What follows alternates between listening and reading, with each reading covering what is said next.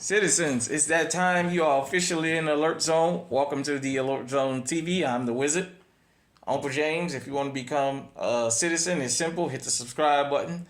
Hit the bell with all so you can be notified when we drop fire content. Get a video a like, share, comment. So, got, once again, the Bushmaster AR-15 chambered in 5.56 It is clear. And I wanted to talk about lessons we can learn from the Illinois assault weapon ban fiasco.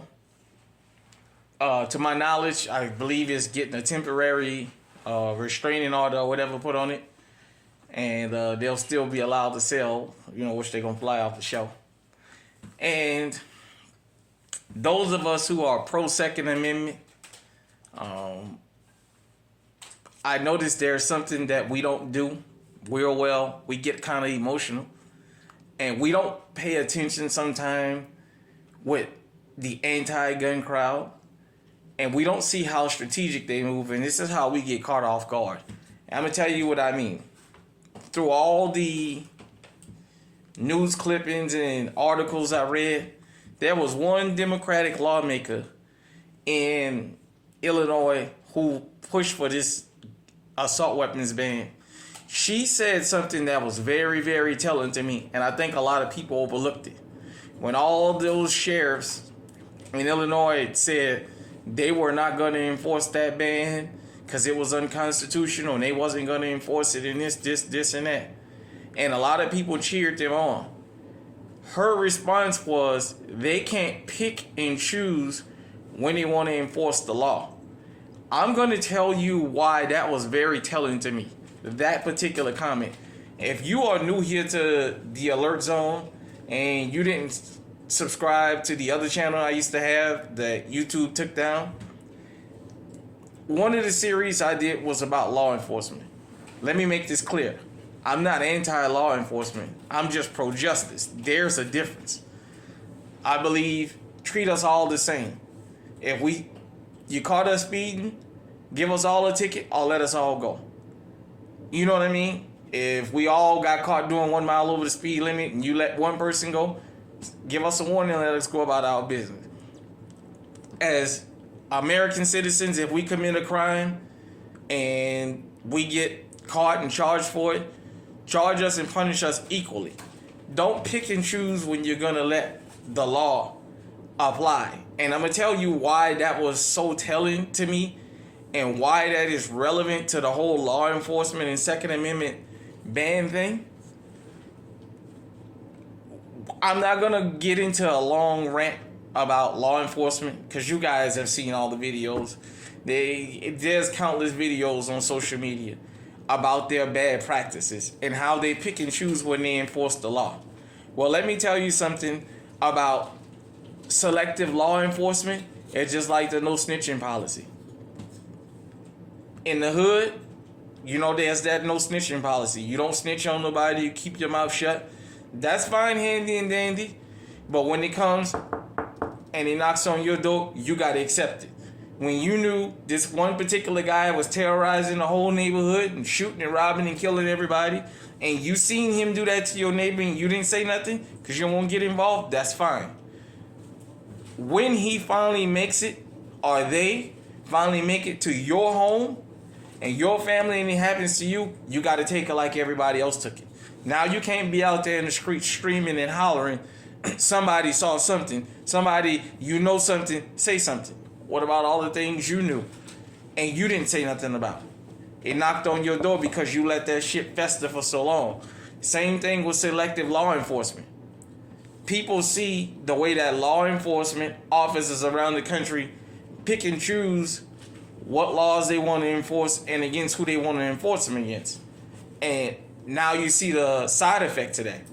Lawmakers feel like, well, hell, since they got selective enforcement, well, now we can get in with an issue, and now we can tell them, well, now you guys can't pick and choose when y'all want to be selective enforcement. And that was very telling to me. Like I said, that she chose that statement out of everything. They can't pick and choose when they want to enforce the law. See, when you pick and choose things, you know it's not right and not righteous. And I don't mean that in a religious sense. I just mean that in the sense of doing things the right way. Eventually, something's going to come up that you're not going to like. And you're going to have to take it. And now a lot of them seeing that they can't take it.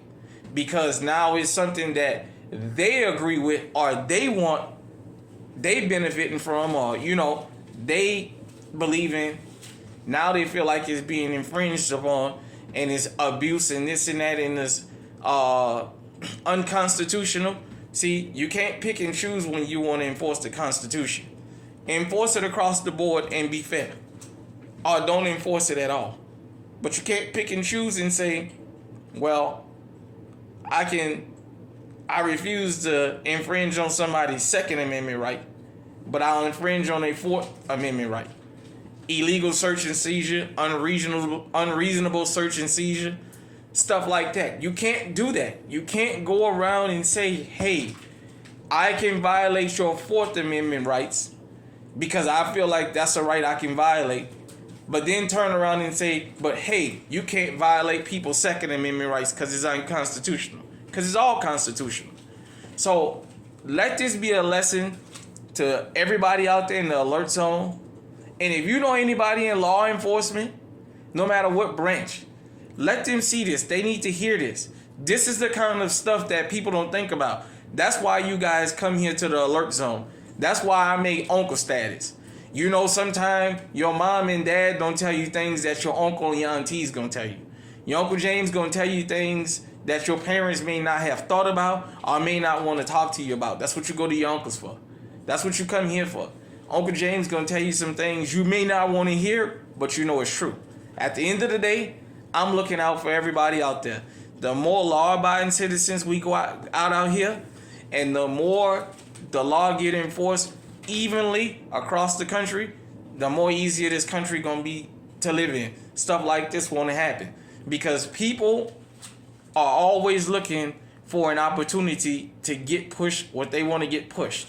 And if they see, hey, the Fourth Amendment is constantly being violated, the First Amendment is constantly being selective enforced, and what have you, well, now we'll just go after the Second Amendment.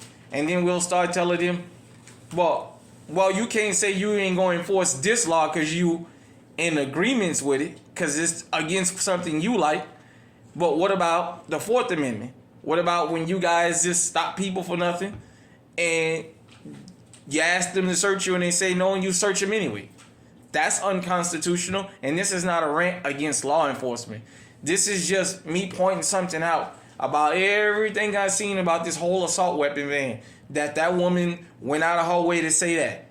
You guys can't pick and choose when you want to enforce the law. So, you know, if I ruffled your feathers, I'm sorry. Well, I'm not sorry. If I ruffled your feathers, I just told it to you like it is. I know sometimes the truth for all of us can be hard to accept sometimes. In the last channel, I lost some people because of me saying certain things about law enforcement. And I'm going to repeat this again. I'm not anti-law enforcement. I'm just pro-justice. And stuff like this is why I tell you guys I'm pro-justice. Do the right thing across the board. You sworn to protect us and what have you. Protect my Fourth Amendment right like you want to protect my Second Amendment right. If I haven't done anything wrong, don't violate my Fourth Amendment right.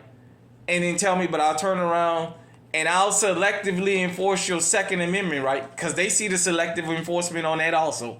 Let me go ahead on and touch on that since we talking about that.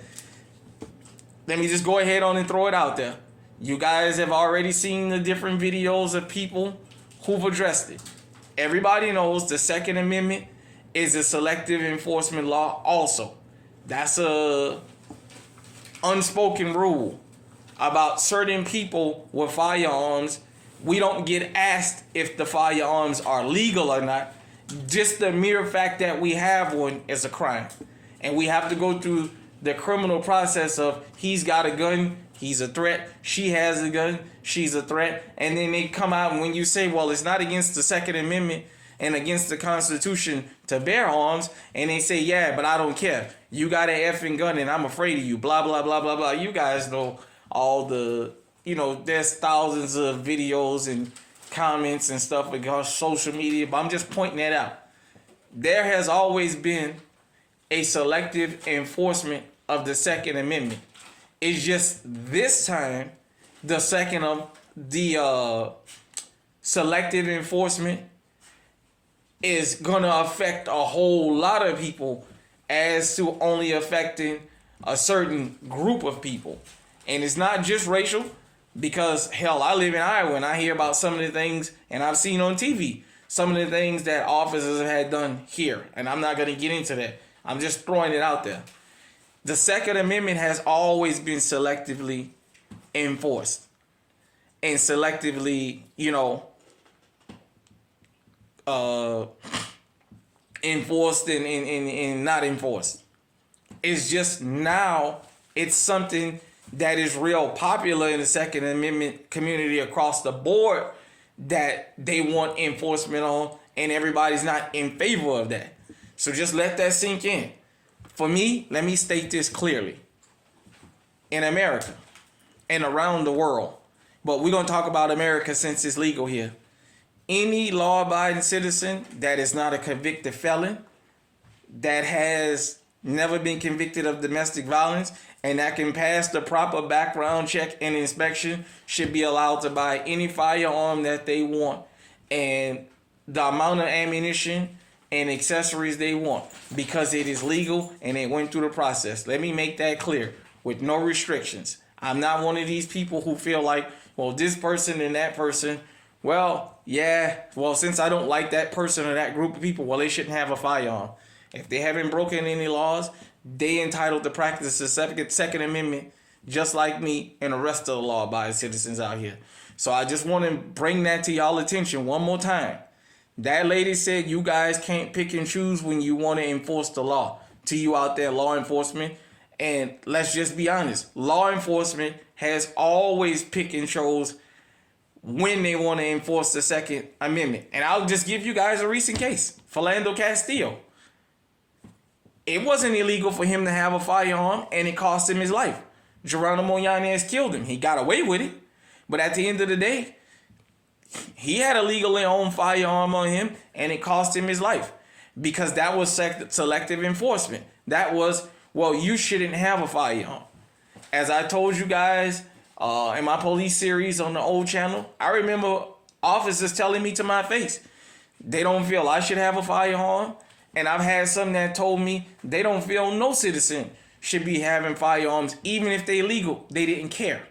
There's criminals and criminal enablers who get out there and tell you, I don't care if the person got a legal right to carry a firearm or not. If my cousin, my brother, my so-and-so wanted to rob them, they should have just let them rob them and get away with it. They ain't had no business shooting them. They should have waited on the police. So let this be a lesson to everybody in the Second Amendment community. I don't care what walk of life you come from.